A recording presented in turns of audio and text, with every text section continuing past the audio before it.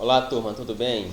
Dando continuidade ao estudo de eletrostática, hoje iremos trabalhar campo elétrico. O que vem a ser o campo elétrico? Considerando uma carga elétrica, tá? Ou seja, um corpo eletrizado, existe uma região ao redor desse corpo, onde qualquer outra carga que for colocada dentro dessa região ficará submetida a uma força elétrica. Então, essa região ao redor do corpo eletrizado ou da carga elétrica é chamado de campo elétrico, certo? Então, vamos definir o campo elétrico, ou seja, como representar esse campo elétrico através de uma expressão, através de uma equação, tá? Lembrando que o vetor campo elétrico, tá? Que a grandeza campo elétrico, trata-se de uma grandeza vetorial. Por isso que recebeu esse nome aqui, esse termo aqui, vetor campo elétrico, certo? Então, vamos considerar inicialmente uma carga Q, esse Qzão aqui, essa carga maior, supondo que ela esteja ainda eletrizada positivamente. Então, existe uma região ao redor dessa carga, desse Qzão aqui, essa carga maior, vamos chamar de carga geradora, porque ela é responsável pela geração do campo elétrico.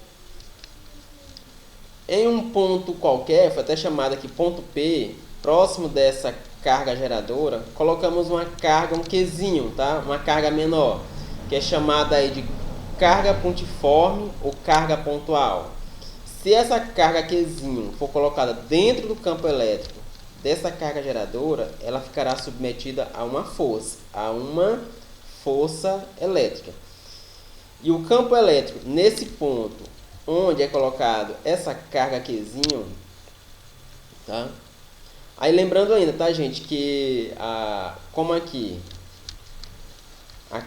as cargas são de mesmos sinais, então há uma repulsão, né? A força elétrica é de repulsão. Por isso que aqui a setinha aqui indica que esse Qzinho tende a se afastar do Qzão.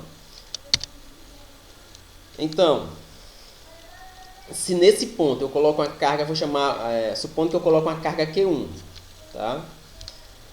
Então ela vai ficar submetida, se eu coloco ali uma carga Q1, ela ficará submetida a uma força elétrica F1. Supondo que nesse mesmo ponto, tá, eu retiro o Q1 e coloco uma carga Q2. Essa carga Q2 ficará submetida a uma força elétrica F2. Supondo que eu ainda retiro Q2 e coloco uma outra carga Q3, ela ficará submetida a uma força F3. Então, nesse mesmo ponto, para qualquer carga, ao dividir a força elétrica pelo valor dessa carga, tá, a razão é constante. Tá?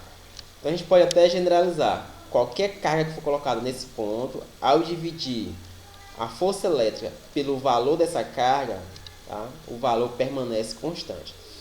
Então, isso quer dizer o seguinte, que em um mesmo ponto, independentemente do Qzinho, o campo elétrico é constante. Por quê? Porque quem é responsável pela geração do campo elétrico não é o Qzinho, mas sim o Qzão, já que o Qzão aqui, tá? A carga maior é a carga geradora, certo?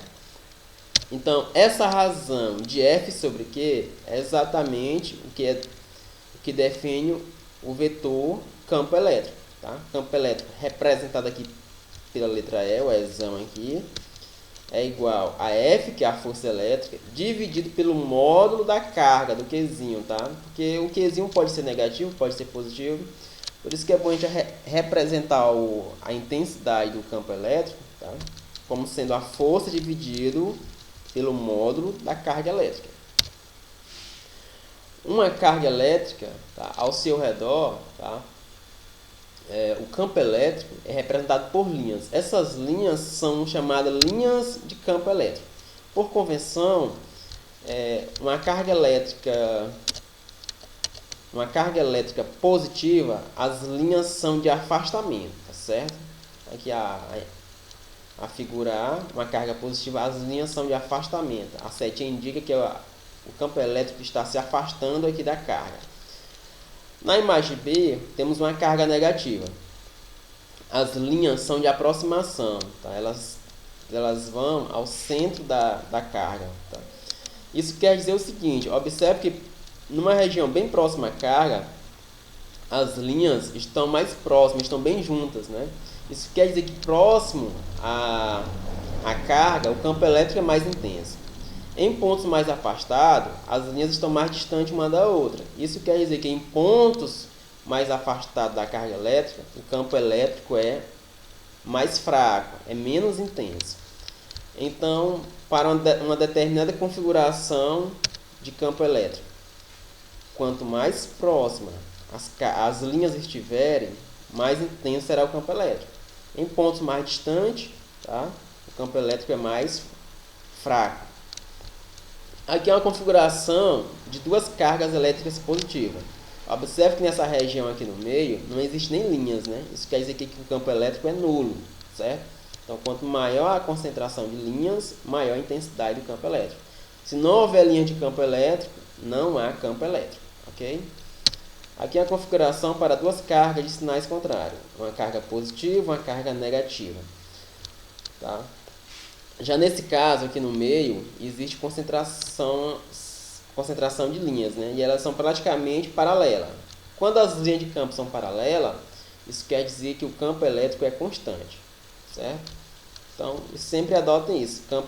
Carga positiva, as linhas são de afastamento. Cargas negativas, as linhas são de aproximação. Observe que aqui, ó, elas nascem na carga positiva e terminam na carga negativa.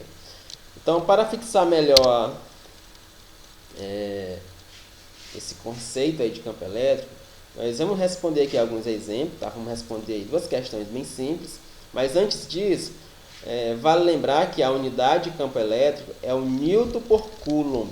Por que Newton por Coulomb?